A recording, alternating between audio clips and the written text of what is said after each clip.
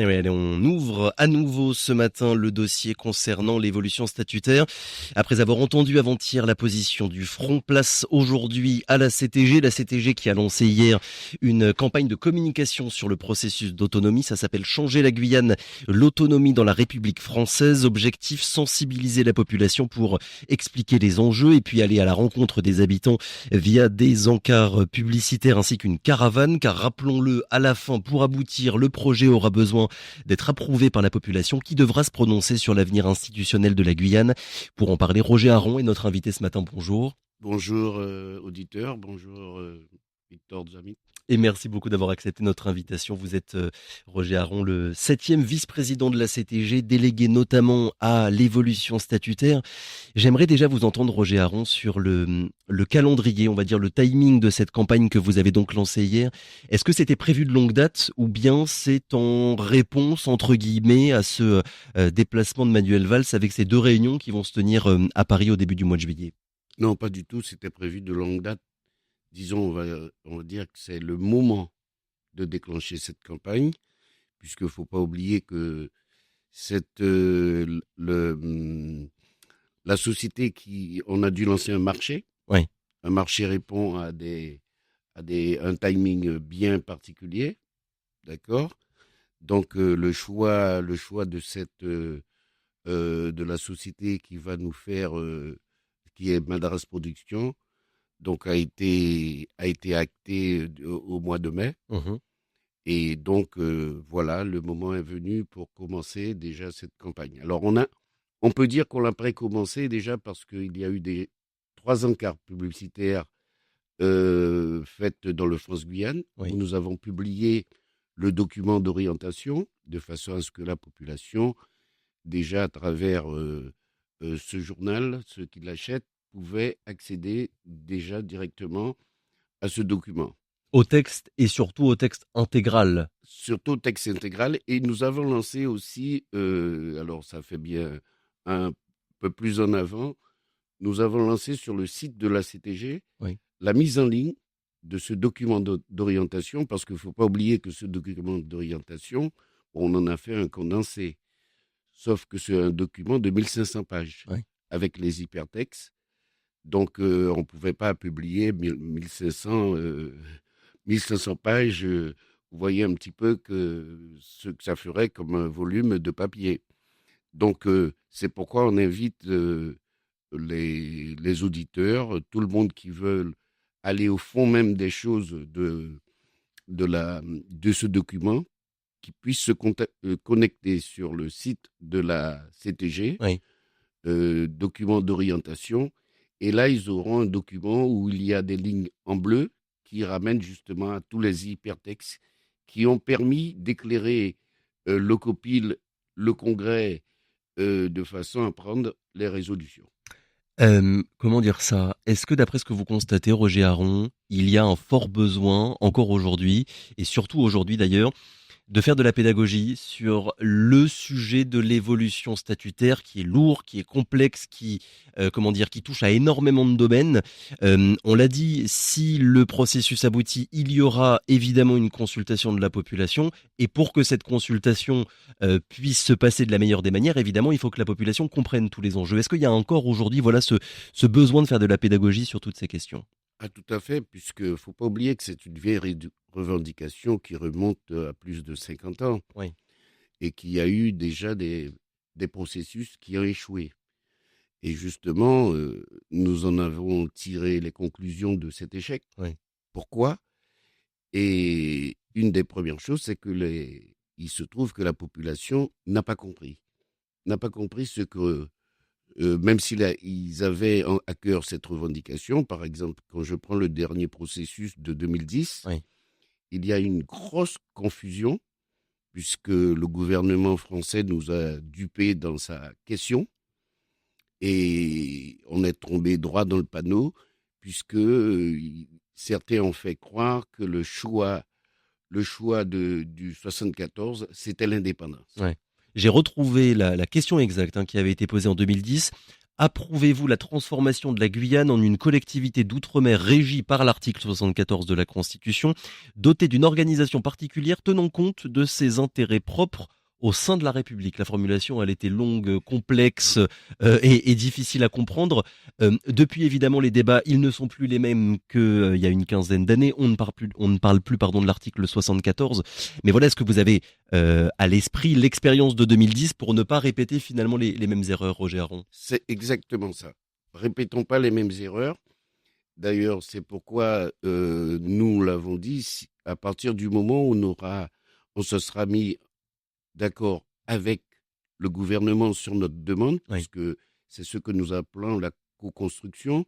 Ça veut dire que nous allons avancer ensemble sur un certain nombre de sujets sur lesquels nous allons valider et qui va se conclure par une loi organique. Et donc, le vote à ce moment-là se fera sur la fin des travaux de la loi organique que nous aurons construit tous ensemble. On reviendra évidemment dans quelques minutes sur l'aspect négociation, on va dire, avec le gouvernement, parce que ça, c'est encore un autre sujet et qui est évidemment important à comprendre. Pour revenir sur voilà le besoin de pédagogie, le besoin de faire de la communication sur tout le processus, Roger Aron, je rappelle aussi quand même qu'en 2010, donc il y a 15 ans, il y a seulement un électeur sur deux qui s'était déplacé aux urnes. Il va bien falloir faire en sorte que cette fois-ci, tous les ingrédients soient réunis pour qu'une majorité de Guyanais se déplace, Roger Aron. C'est exactement ça. C'est pourquoi la campagne de communication va être très importante. Oui. Mais pas seulement la campagne de communication, mais on ne se tire pas dans les pattes.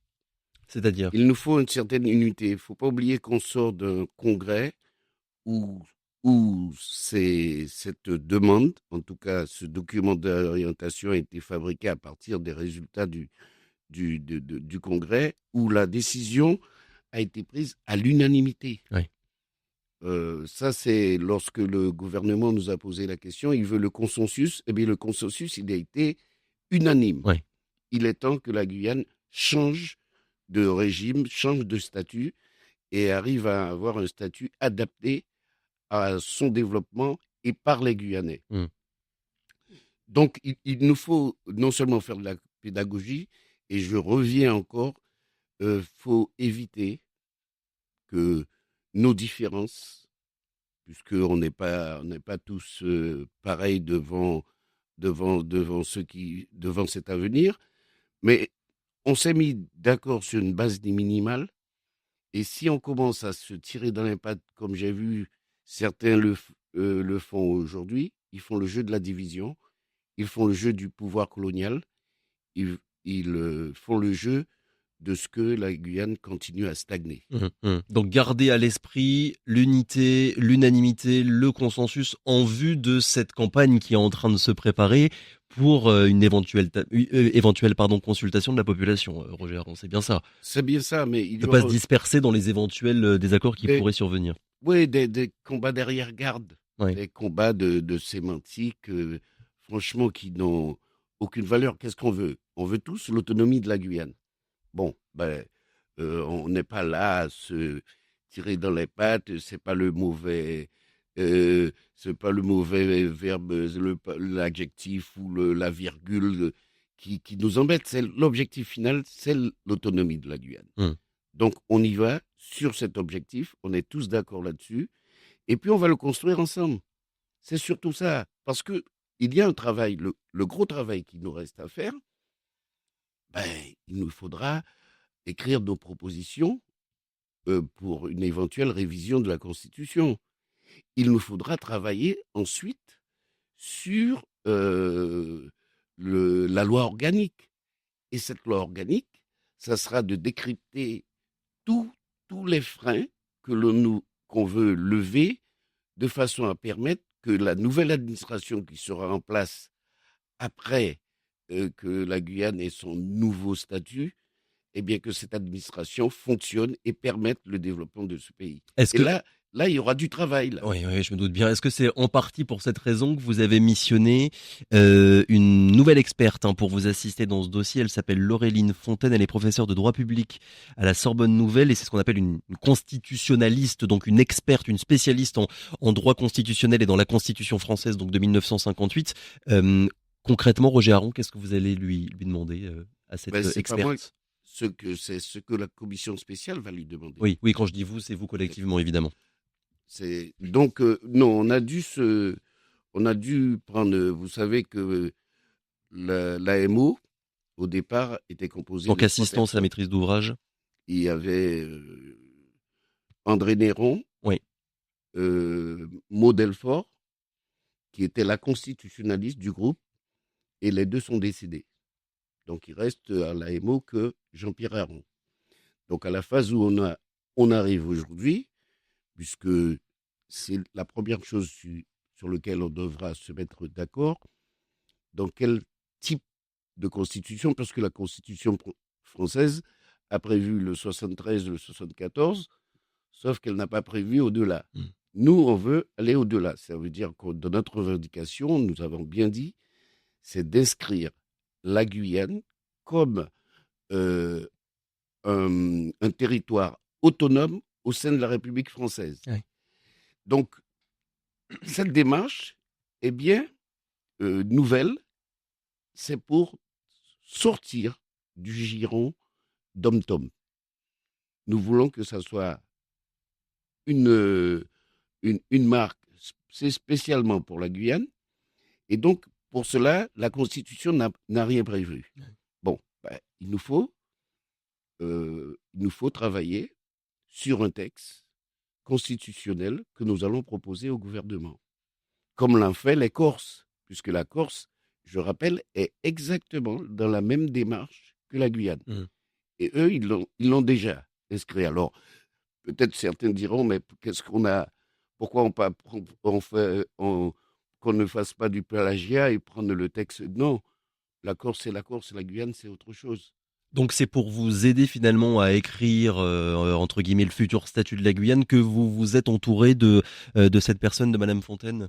Alors, on avait trois personnes en vue. Et pourquoi notre choix, enfin je rappelle, c'est le choix du président Serville, hein, Mm. De qui nominer cette personne en particulier. Oui. exactement, puisqu'il a eu un échange avec cette personne. Nous, on l'a fait que le proposer parce que cette dame, on peut le voir hein, dans ses écrits, elle est que les gens pourront consulter sur Internet.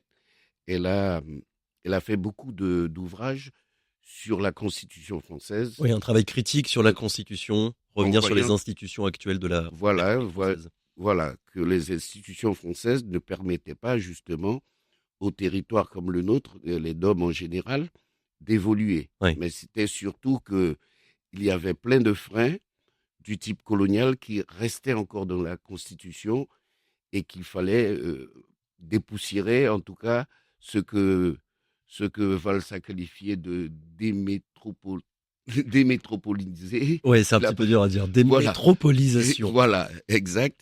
Donc, et puis, faut pas oublier que le président Serville lui-même avait sorti une tribune sur la Constitution en, Oui, au mois de janvier, dans laquelle en- il avait appelé à une décolonisation pour le coup de la Constitution de voilà. 1958. Donc, Madame Fontaine cochait toutes les Oui. cases puisqu'on était sur la même vision, et donc c'est pourquoi notre choix, en tout cas le choix du président Serville, a été de déléguer cette dame à nous, à nous aider, en tout cas à partir bien sûr, des échanges qu'il y aura avec la commission spéciale. Bien sûr. Voilà. Et pour avoir un aperçu global, on va dire aussi de la Constitution et savoir, voilà, dans quoi est-ce que vous allez essayer d'insérer la Guyane finalement, Roger Aron.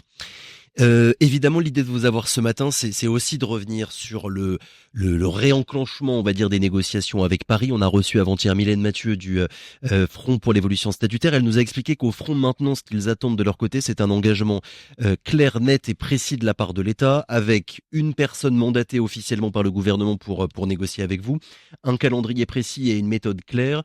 De votre côté, déjà, je suppose que vous ferez partie de cette délégation qui ira à Paris au début du mois de juillet, Roger Aron. Bah écoutez, c'est ma délégation, donc Voilà, oui, je suppose que vous ferez voilà. partie de Non, la mais visite.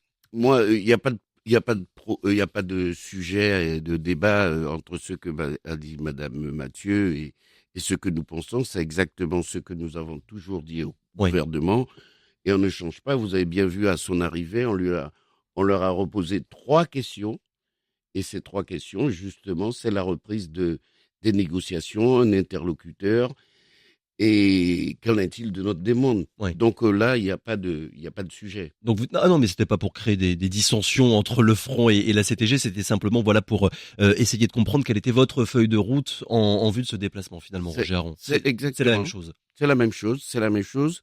D'ailleurs, bon, on sait que quelque part, ça va être le président de la République, hein, qui va donner le top départ. Oui, Et à ce moment-là, je pense que le président de la République, qu'on a écrit, oui. d'ailleurs, on l'a écrit, et le président Macron, à un moment, va nous dire, bon, ben voilà, telle personne est désignée pour entamer le dialogue et entamer les négociations avec la délégation guyanaise. Ouais, parce que je le rappelle, il y aura 2 réunions de prévues, hein, c'est bien ça. Une au ministère des Outre-mer avec le ministre Valls et une autre à l'Élysée avec le président Macron. Et on sait bien que si s'il y a un top départ qui est donné, ce sera évidemment du côté de la présidence de la République. Bien sûr, bon, je pense que c'est l'Élysée qui va prendre en charge cette affaire. Bon, qu'il a nommé le ministre ou quelqu'un d'autre, ça c'est leur affaire. Oui. Mais en ce moment, il faut que ça aille vite, puisque là aussi, on a bon, même si on profite un petit peu du calendrier, du fait que les négociations avec la Kanaki, la Nouvelle-Calédonie, n'ont pas fonctionné. Il Oui. ne faut pas oublier qu'il y a aussi la demande de la Polynésie. Donc, je pense qu'il va faire un tronc commun en disant, bon, ben, on relance tout ça, en sachant quand même que nous ne sommes pas dans la trajectoire de la Nouvelle-Calédonie ni de la Non, bien sûr. Polynésie, qui est une demande de souveraineté nationale, et que nous, il s'agit bien de l'autonomie dans le cadre de la République française. Et vous me disiez hors micro tout à l'heure, juste avant d'entrer en studio, que peut-être ce qu'il faudrait regarder ou écouter attentivement, enfin c'est plutôt le discours d'Emmanuel Macron lors du 14 juillet, où il pourrait peut-être se prononcer publiquement sur le sujet. En tout cas, c'est ce qui est dit dans les couloirs, donc on sera attentif. J'aimerais revenir, Roger Aron, sur tout ce qui s'est passé, ou plutôt tout ce qui ne s'est pas passé depuis 1 an, puisque je rappelle que le dernier pas en avant, on va dire, c'était en avril 2024, quand le Congrès s'était prononcé avait adopté la résolution sur la représentation des peuples autochtones dans la future collectivité autonome. Juste avant ça, il y avait eu le déplacement d'Emmanuel Macron en Guyane. Depuis, qu'est-ce qui s'est passé, Roger Aron, depuis 1 an et 3 mois finalement? Ben, il s'est passé des choses, surtout qu'il s'est passé la France est tombée dans une espèce de embroglio où tous les 3 mois, une censure, changement de Premier ministre, et tout ça a fait que ça. Puisque chaque fois qu'il y a un changement de gouvernement, eh Ouais. bien, il faut qu'on recommence, pas tous les travaux du Congrès, ça c'est déjà acté, mais à chaque fois, il faut reprendre contact, il faut attendre, c'est qui est. Donc tout ça nous a ralenti. Ouais. L'incertitude, d'ailleurs, vous avez vu, hein, jusqu'à aujourd'hui, tout le monde aussi attend l'âge du départ à la retraite, et bon, c'est toujours pas fait. Ouais. Et on ne sait même pas si encore le gouvernement Bayrou va pouvoir résister à une prochaine censure. Donc nous ne sommes pas maîtres des horloges là-dessus. Ouais, le dossier guyanais a pâti de l'instabilité parlementaire qui existe Exactement. depuis maintenant quasiment 1 an. Exa- Ouais. exa- Avec, comment dire, pour qu'on arrive à se représenter un petit peu la difficulté, ça veut dire que les interlocuteurs changeaient à chaque fois, donc il fallait recommencer, réentamer à chaque fois les discussions, les négociations avec les personnes qui sont à Paris. Ah ben, bien sûr, parce que bon, il y a quelques fois, on ne bénéficie que on va dire, les directeurs de cabinet sont encore là, les référents sont encore là, ça peut s'enclencher très vite. Oui, Par exemple, on avait déjà enclenché avec le prédécesseur de M. Bayrou. Bon, bah, il se trouve qu'il a pas résisté longtemps. Mais ceci dit, on a continué à travailler, hein. On n'est pas resté, justement, euh, tout ce travail qu'on a fait pour des publications, euh, pour lancer les marchés, le marché de la communication qui prend le temps administratif, hein. Nous avons aussi pris contact avec les partis politiques représentés Oui. à l'Assemblée nationale. Mais justement, c'était le sens de ma prochaine question. Il y a déjà un travail qui est fait avec les Un partis travail de l'Hexagone? et un travail qui est fait, Oui. c'est-à-dire de demandes de rendez-vous pour rencontrer ces partis, puisque si la question va être traitée au niveau du Congrès de Versailles, eh bien, il faudrait qu'on ait des appuis politiques euh, à l'Assemblée nationale et au Sénat. Oui. Donc, tout ce travail, il est fait. Ouais, parce que comment dire, on le dit à chaque fois, mais je crois que c'est important de le repréciser pour que le processus aboutisse intégralement. Il faudra deux grands événements: la consultation populaire de la population, pardon, guyanaise, on en a parlé tout à l'heure, et puis aussi un vote du Parlement réuni en congrès, donc Assemblée nationale plus Sénat, Sénat. et qui disent oui à cette autonomie de la Guyane. Mais peut-être qu'il y aura d'autres territoires qui seront embarqués dans cette discussion-là, Roger Aron. Donc il faut convaincre les parlementaires, les sénateurs, les députés Voilà. hexagonaux. Et c'est en ce sens, d'ailleurs, moi, j'encourage, enfin, on l'a déjà dit, j'encourage vivement nos parlementaires qui sont en contact avec les groupes directement à l'Assemblée nationale Ouais, pour prendre la et au température un Sénat petit peu. de commencer à faire aussi ce travail de lobbying. On a eu 5 réponses. De qui Cinq pour réponses l'instant? de. On a eu le PS, on a eu le groupe GDR, on a eu LFI, Ouais, le MoDem, ouais. le groupe de monsieur, comment il s'appelle, là, l'ancien Premier ministre, L'ancien Édouard Philippe. Édouard Philippe. Ouais. Donc, on a un certain nombre qui sont favorables à nous rencontrer. Donc pour l'instant, surtout des partis de gauche et du centre. Voilà. De l'autre Oui. côté, de l'autre côté de l'échiquier politique, la droite et l'extrême droite, ça donne quoi? Ben, il faut savoir que déjà, Marine Le Pen l'avait déjà franchement dit, mais ça n'empêche pas qu'on contacte son Ouais, ouais, parti. bien sûr. Hein. Euh, avait franchement dit qu'elle était opposée. Mais avec le virage à 360 degrés qu'elle vient de faire en Nouvelle-Calédonie, je pense que peut-être que les choses ont évolué de ce Oui. côté. Oui, et puis ce qu'il faut aussi quand même rappeler, c'est que historiquement, enfin dans l'histoire politique des partis français, on sait bien qu'il y a une grande différence entre les partis de gauche et les partis de droite sur cette question, à l'époque de la décentralisation et aujourd'hui de l'autonomisation des anciennes colonies françaises. Exact. Non, moi, je pense que ce travail, bon, il va aboutir. Maintenant, on est en position de marche. Et j'espère d'ailleurs que notre président Serville sera d'ici là complètement rétabli et pouvoir reprendre, bien qu'il l'ait jamais abandonné, parce que même pendant tout son temps de sa maladie, pendant ses soins, elle a toujours gardé un œil particulier sur la question de l'évolution statutaire en premier lieu. Depuis, comment dire, on a parlé tout à l'heure de ce fameux document d'orientation sur l'évolution institutionnelle qui a été publié dans la presse. Il a été enrichi, on va dire, depuis un an. Là, ça y est, il est complet. Est-ce qu'il a été transmis dans sa version définitive, on va dire, Roger Aron, ou bien il y a encore des points à amender? Non, non, il a été le dernier congrès qu'on a tenu, c'était pour la question du Sénat coutumier, Oui, la représentation la autochtone. représentation autochtone. Donc, c'était le dernier, la dernière version qu'on attendait pour finaliser tout cela. Oui. C'est fait. Tout a été transmis au président de la République, au Premier ministre, au ministre de l'Outre-mer. Donc, tout le monde ne peut pas dire qu'ils ignorent ce document. Ce document est là, il est en ligne. D'ailleurs, je peux vous dire qu'il est consulté. Oui. Il est très consulté. On a aujourd'hui comme consultation de la, au niveau de la CTG. Oui, de la page Voilà. sur le site internet de la CTG. Sur le site de la CTG, on a quand même 49% de Guyanais de l'Hexagone Hum, hum. Qui qui, le lisent. qui le lisent, 29% en Guyane. Et puis, ben, c'est lu aussi au Japon, c'est lu au Canada, c'est lu aux États-Unis. Toute la Donc, diaspora toute la guyanaise diaspora guyanaise ouais, qui est en s'intéresse au train de sujet. D'accord. s'intéresser à cela. D'ailleurs, et on va peut-être le préciser pour les personnes qui vous écoutent et qui ne l'auraient peut-être pas encore lu, comment est-ce qu'on arrive à le trouver, ce document d'orientation?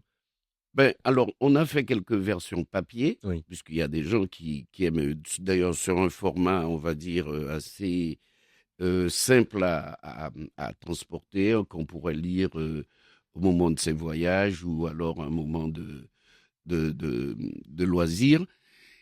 Mais sinon, ils peuvent aller sur le site de la CTG Directement pour consulter le document directement en intégralité. et ils ont le document en intégralité.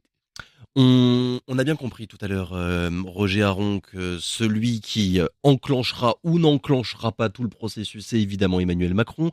Mais comment est-ce que vous avez reçu, on va dire, les propos de Manuel Valls, puisque d'un côté, la semaine dernière, devant les élus à la CTG, il s'est dit pour une reprise du dialogue, mais en même temps, il n'y a eu aucun engagement clair, définitif et précis de sa part. Comment est-ce que vous interprétez son positionnement politique? Parce qu'il n'a pas la main, Ouais, tout simplement. probablement. Mmh. Peut-être qu'il n'a pas la main.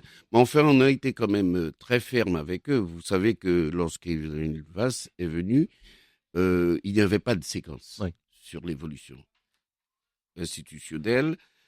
Et Oui, il a fallu batailler pour il a fallu obtenir cette batailler. discussion entre vous et les ministres à la CTG. Voilà, mais on a bataillé presque 3 semaines avant.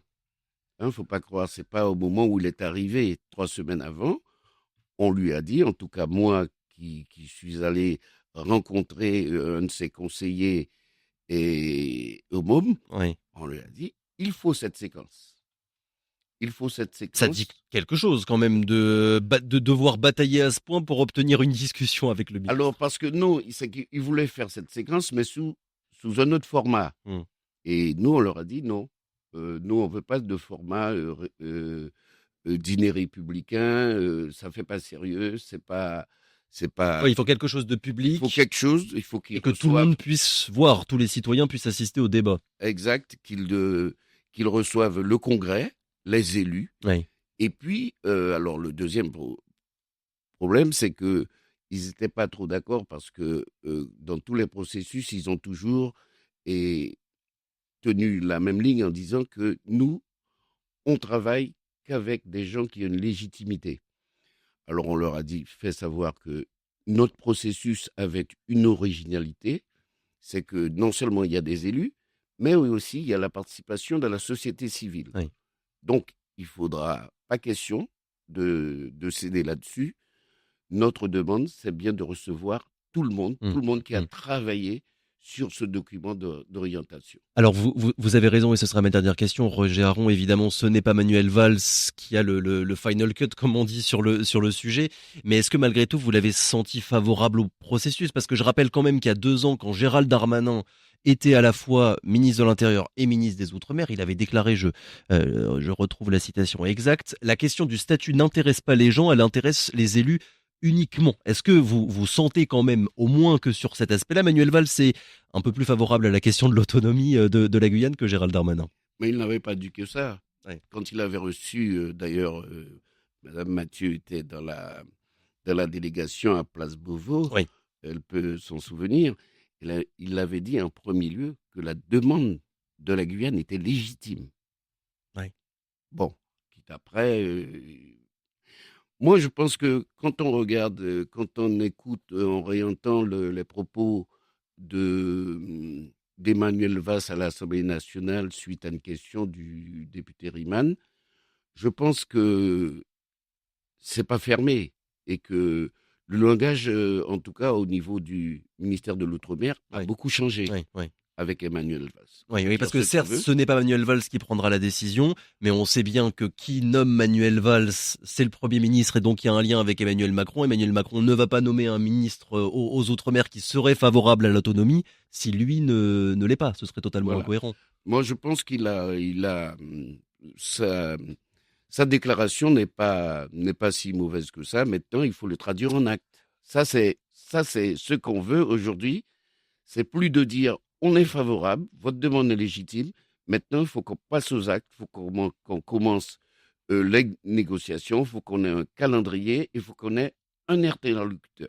Et on s'arrêtera là-dessus. Merci beaucoup Roger Aron d'avoir été avec nous ce matin. Des réponses auxquelles nous aurons peut-être une réponse dans les 15 jours à venir avec ces 2 réunions qui devraient se passer donc à Paris, à l'Élysée et au ministère des Outre-mer. Merci encore.